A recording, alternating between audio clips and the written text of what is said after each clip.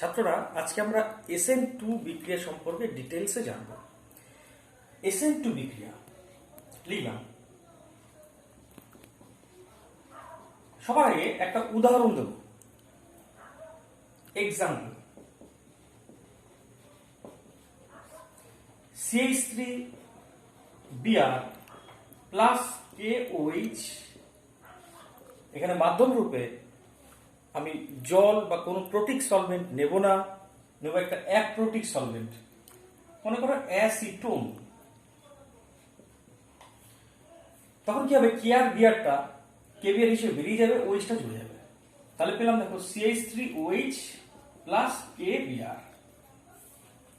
এখন কথা হচ্ছে এই বিক্রিয়াটা আগের মতো SN1 বিক্রিয়ার মাধ্যমে ঘটে না। কেন? কারণ এখানে সাবস্ট্রেটটা যদি মানে CH3 বিআরটা যদি SN1 বিক্রিয়ায় অংশ নিত, তাহলে কি হতো, এই বিআরটা প্রথম ধাপে বেরিয়ে চলে যেত আগের মতো, এবং অন্তর্বর্তী একটা কার্বোক্যাটায়ন CH3 প্লাস তৈরি হতো।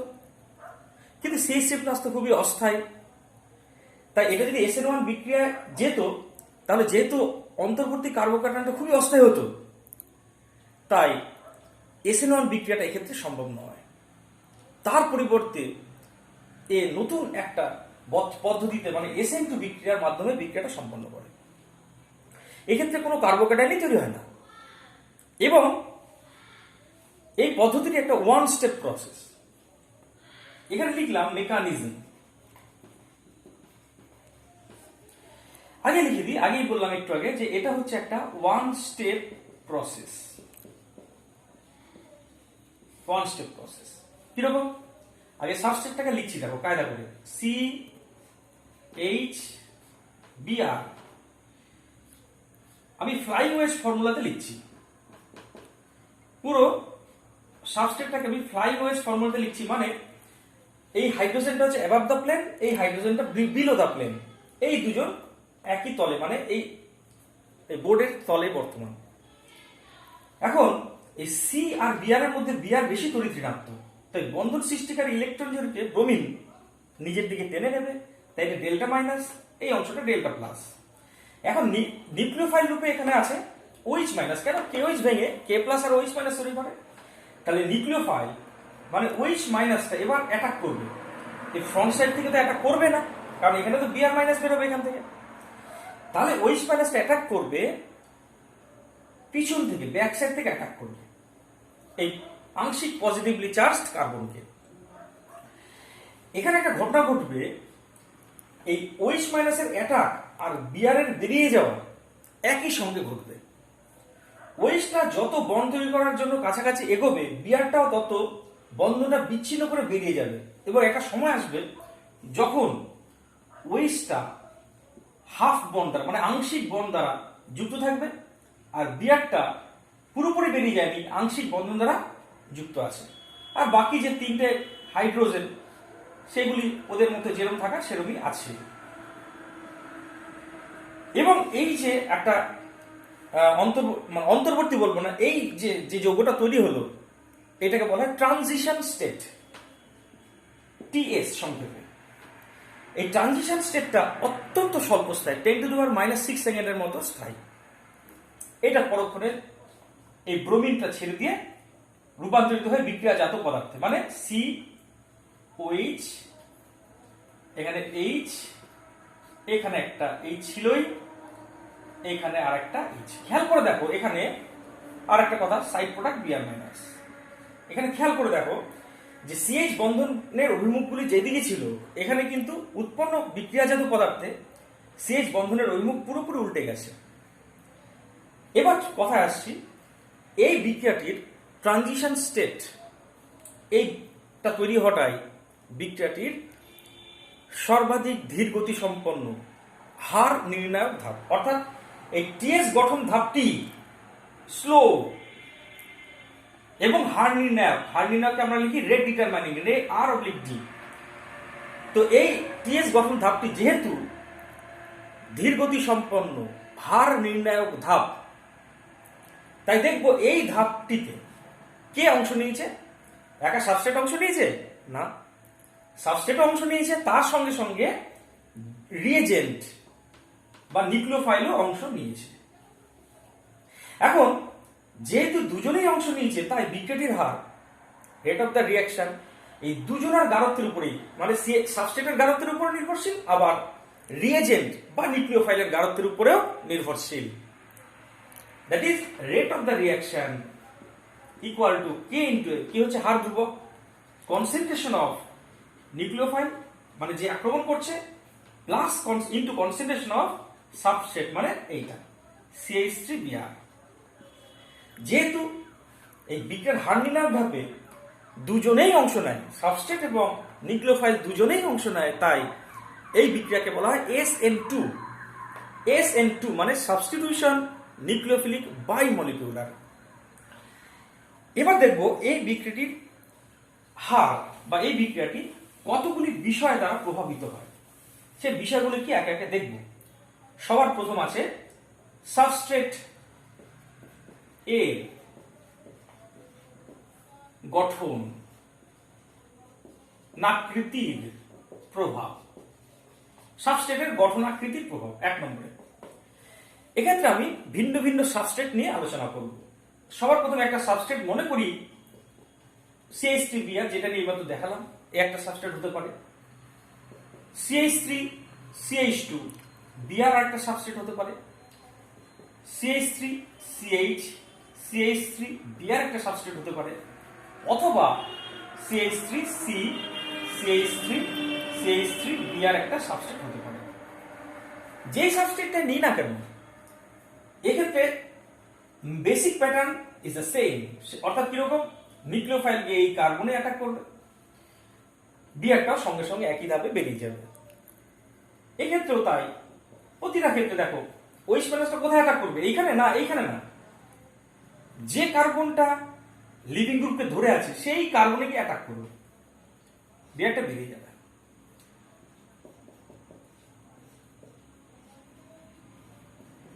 অ্যাটাক করলো, যে কার্বনে অ্যাটাক করবে বিআরটা সেই কার্বন থেকে বেরিয়ে যাবে। প্রতিটা ক্ষেত্রে কিন্তু বেসিক প্যাটার্নটা সেম। খেয়াল করে দেখো, শেষের যে আমি সাবস্ট্রেটটা নিয়েছি সেখানে কিন্তু নিউক্লিওফাইলের অ্যাটাক করাটা কম্পারেটিভলি বেশি কঠিন, কারণ এই কার্বনের সাথে যুক্ত আছে 3টি অ্যালকিল গ্রুপ, যারা স্টেরিক হিন্ড্রেন্সের মাধ্যমে OH মাইনাসের অ্যাটাকে বাধার সৃষ্টি করবে। তাই এই অ্যাটাকটা সহজে হতে চাইবে না, অর্থাৎ 3 ডিগ্রি হ্যালাইড SN2 বিক্রিয়ায় সব থেকে অকার্যকর। আর যত অ্যালকিল গ্রুপের সংখ্যা কমবে, দেখো অ্যালকিল গ্রুপের সংখ্যা একটা কমলো, অ্যালকিল গ্রুপের সংখ্যা আরেকটা কমলো, আর এখানে কার্বনকে ঘিরে আছে 3টি ছোট ছোট হাইড্রোজেন পরমাণু, তাই এখানে স্টেরিক হিন্ড্রেন্স সব থেকে কম হবে। তাই SN2 বিক্রিয়া সব থেকে ভালো হবে এই CH3Br এর ক্ষেত্রে। তাই SN2 বিক্রিয়ার ক্রম আমি লিখতে পারি, সব থেকে খারাপ হচ্ছে 3 ডিগ্রি হ্যালাইড, তারপরে 2 ডিগ্রি হ্যালাইড, তারপরে 1 ডিগ্রি হ্যালাইড, আর সব থেকে ভালো হচ্ছে CH3Br এর ক্ষেত্রে।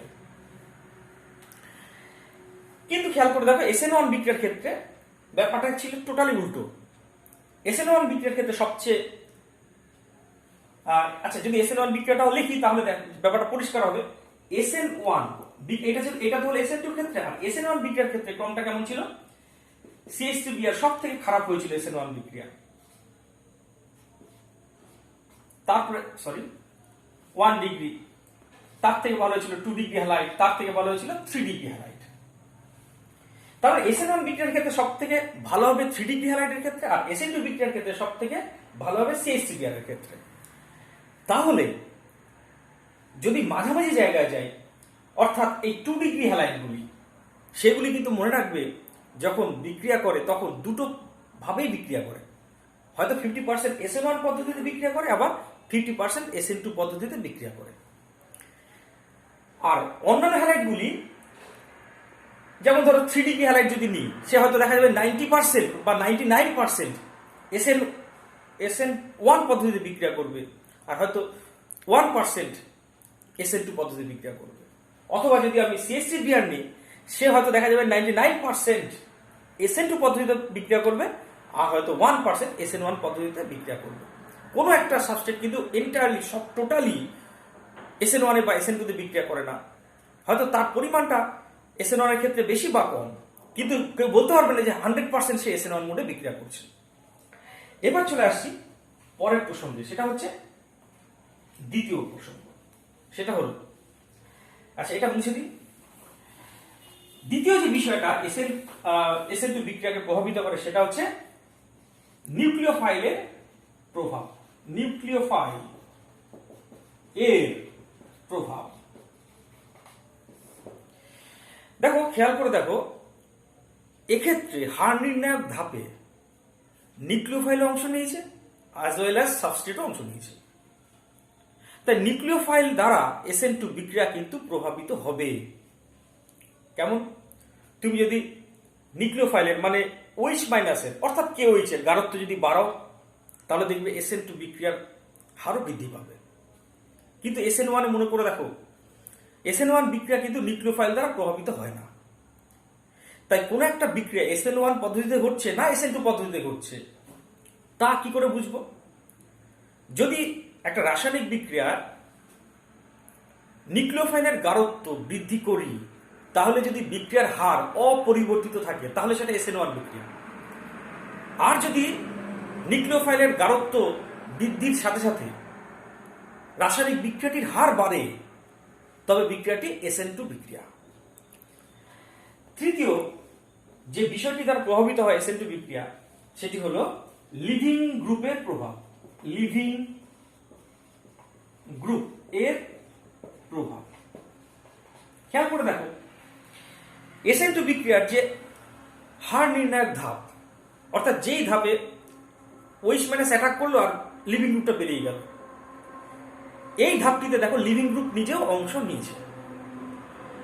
তাই লিভিং গ্রুপটা কেমন হবে তার উপরেও কিন্তু SN2 বিক্রিয়ার হার নির্ভরশীল। লিভিং গ্রুপ যত ভালো হবে SN2 বিক্রিয়ার তত ভালো হবে। হ্যালোজেনগুলির মধ্যে লিভিং গ্রুপ সবচেয়ে ভালো আয়োডাইড, তাই সব থেকে SN2 বিক্রিয়া ভালো হবে আয়োডাইডের ক্ষেত্রে, তারপরে ব্রোমাইডের ক্ষেত্রে, তারপরে ক্লোরাইডের ক্ষেত্রে, তারপরে ফ্লোরাইডের ক্ষেত্রে। সব থেকে খারাপ লিভিং গ্রুপ হচ্ছে F মাইনাস, আর সব থেকে ভালো লিভিং গ্রুপ হচ্ছে I মাইনাস। নাম্বার 4, SN2 বিক্রিয়া আর কি দ্বারা প্রভাবিত হয়? দ্রাবক। দ্রাবক এর প্রভাব। দেখো, মনে করো আমি একটা সাবস্ট্রেটকে চুজ করলাম। সাপোজ এ হচ্ছে সাবস্ট্রেট, তাকে নিউক্লিওফাইল অ্যাটাক করবে আর বিয়ারটা বেরিয়ে যাবে বাই ওয়ান স্টেপ, মানে একটা স্টেপের মধ্যে বিক্রিয়াটা ঘটে যায়। OH মাইনাস অ্যাটাক করে বিয়ারটা বেরিয়ে যায়। এখন দ্রাবক বা বিক্রিয়ার মাধ্যম রূপে আমি কি নিচ্ছি সেটার উপরে কিন্তু SN2 বিক্রিয়া প্রভাবিত হবে। তুমি দ্রাবক রূপে যদি প্রোটিক সলভেন্ট দাও, প্রোটিক সলভেন্ট মানে কি আগে বলেছি, জল, অ্যালকোহল, এরা হচ্ছে প্রোটিক সলভেন্ট। দ্রাবক রূপে তুমি যদি কোন একটা প্রোটিক সলভেন্টকে নাও, মনে করো জল নিলে, তা জলের তুমি জানো এইটা হচ্ছে পজিটিভ মেরু, এইটা হচ্ছে নেগেটিভ মেরু। এখন পজিটিভ মেরুটা হাইড্রোজেন বন্ডিং এর মাধ্যমে এই নিউক্লিওফাইলকে টেনে ধরবে। অ্যাটাক করতে যাচ্ছে, পিছন দিয়ে টেনে ধরছে, এই তুই অ্যাটাক করবি না। আরেকটা জলের লিখি, তাহলে আরেকটু ভালোভাবে বোঝা যাবে। এই যে অ্যাটাক করতে যাচ্ছে কিন্তু পিছন থেকে টেনে ধরেছে দ্রাবকের অণুগুলি। তার ফলে কি, nucleophile will not attack freely. নিউক্লিওফাইলটা স্বাধীনভাবে আক্রমণ করতে পারবে না, এর নিউক্লিওফিলিক পাওয়ার কমে যাবে। তার ফলে কিন্তু SN2 বিক্রিয়ার হারও কমে যাবে। তাই দ্রাবকটিকে কখনোই আমি প্রোটিক সলভেন্ট মানে জল বা অ্যালকোহল নেব না, নিতে হবে অ্যাপ্রোটিক সলভেন্ট, যেমন অ্যাসিটোন, ডাইমিথাইল ফর্মামাইড, এরকম পোলার অ্যাপ্রোটিক সলভেন্ট নেব SN2 বিক্রিয়ার ক্ষেত্রে। তো আমরা দেখলাম SN2 বিক্রিয়া এবং সেই বিক্রিয়া কি কি বিষয় দ্বারা প্রভাবিত হয়।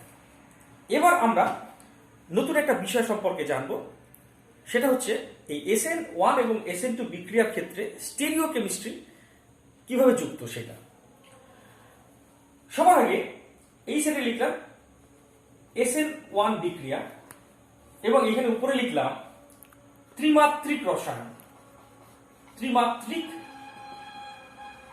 রসায়ন। ধরে নিই একটা অপটিক্যালি অ্যাক্টিভ কম্পাউন্ড বা আলোক সক্রিয় যৌগ, এটা মনে করো একটা আলোক সক্রিয় অ্যালকিল হ্যালাইড এবং এটা 3 ডিগ্রি।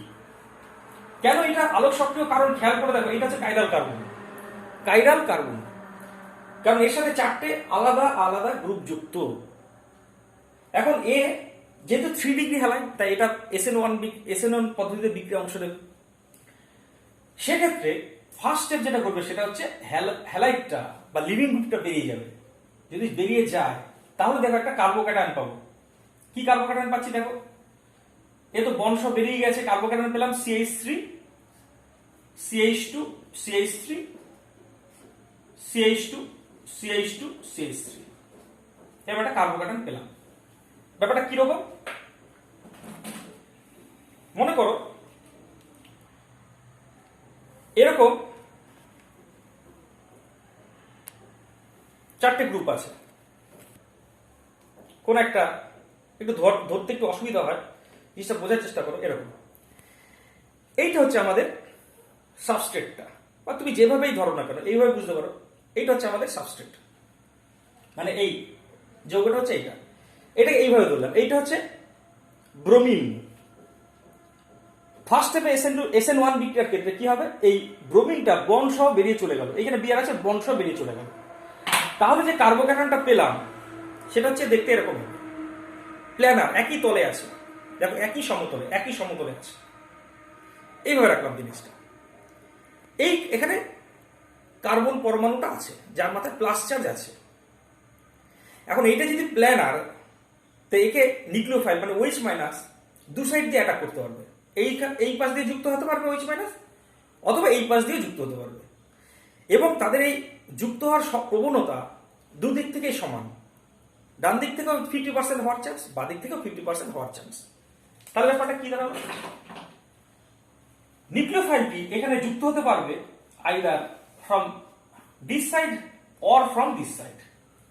এবার দেখা যায় যদি এই সাইড থেকে যুক্ত হয় তাহলে OH মাইনাসটা এরকম ভাবে থাকছে। দেখো CH3 CH2 CH3 CH2 CH2 CH3। আর OH মাইনাসটা যদি এই সাইড থেকে যুক্ত হয় তাহলে OH মাইনাসটার OH গ্রুপটা দেখো আসছে কোন দিকে, এইদিকে। তারপরে CH3, তারপরে CH2 CH3, তারপর হচ্ছে CH2 CH2 CH3। এই ইনিশিয়াল যৌগটা যদি হয় প্লাস যৌগ, মানে এ যদি প্লেন পোলারাইজড লাইটকে ঘড়ির কাঁটার দিকে ঘোরায়, তাহলে দেখো 50% যে যৌগটা পাবো সেটা হচ্ছে একই রকম, মানে এইটাও প্লাস যৌগ। কারণ কি, বিয়ারটা যেদিকে ছিল ওইটাও সেদিকে।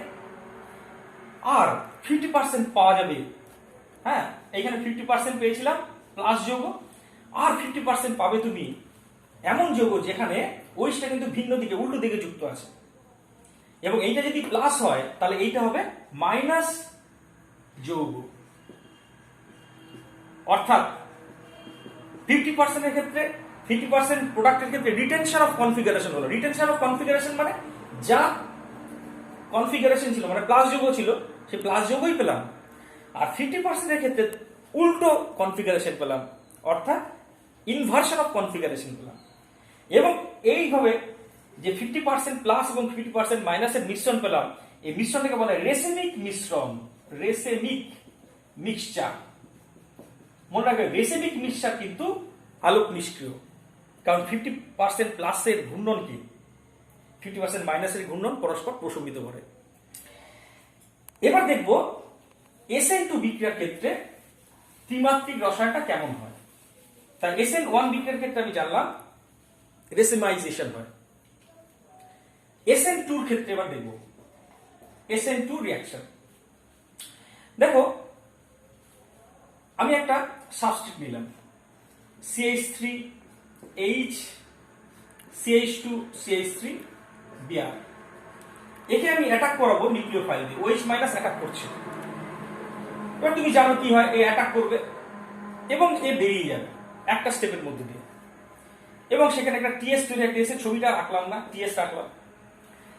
এবার TS থেকে এই বিয়ারটা টোটালি বেরিয়ে গিয়ে ওইসটা কোন দিকে যুক্ত হয় দেখো, নিউক্লিওফাইলটা যুক্ত হচ্ছে উল্টো দিকে।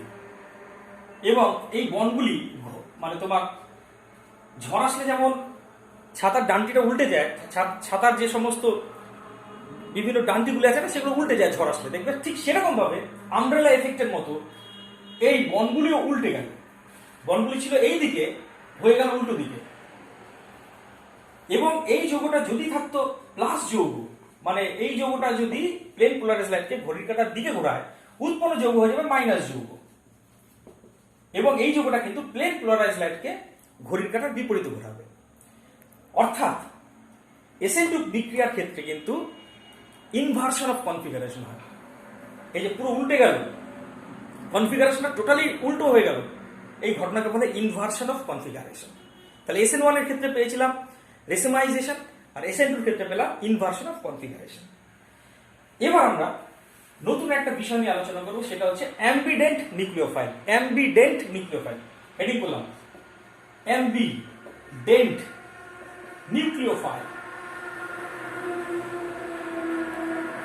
দেখো কিছু কিছু নিউক্লিওফাইল আছে যাদের দুটি নিউক্লিওফিলিক কেন্দ্র বর্তমান।